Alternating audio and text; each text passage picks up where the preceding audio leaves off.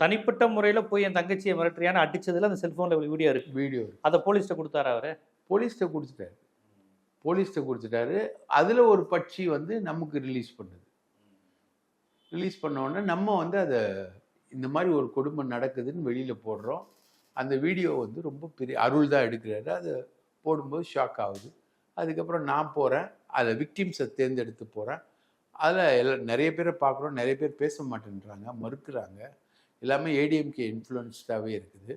போலீஸும் அடிக்கடி பாண்டியராஜன் எஸ்பி அங்கே அவர் வந்து அந்த இது வந்து இவங்க அடித்த உடனே அந்த பொண்ணை கடத்தி எடுத்துகிட்டு போனோடனே அவங்க பிடுங்கின உடனே இவங்க அடித்த உடனே அந்த பொண்ணு சைட்லேருந்து கம்ப்ளைண்ட் ஆகுது. இந்த மாதிரி பண்ணிய சபரிராஜன், திருநாவுக்கரசு, இன்னும் 2 பேர் அவங்கெல்லாம் வந்து இந்த மாதிரி பண்ணுறாங்கன்னு கம்ப்ளைண்ட் ஆகுது. அந்த பொண்ணோட பேர் டீட்டெயிலாம், விக்டிம் பேர் டீட்டெயில் அதெல்லாம் வந்து பாண்டியராஜன் வந்து ப்ரெஸ்லேயே சொல்கிறாரு. இந்த மாதிரி ஒரு கம்ப்ளைண்ட் வந்திருக்கு. அது விவாதத்துக்குள்ளாகுது.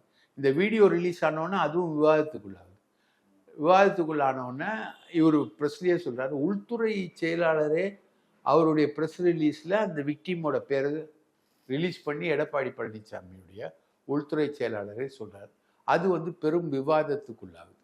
ஜனநாயக மாதர் சங்கம் அவங்க வந்து எடுத்து அது பெரும் சிபிஎம் அவங்க தான் எடுக்கிறாங்க.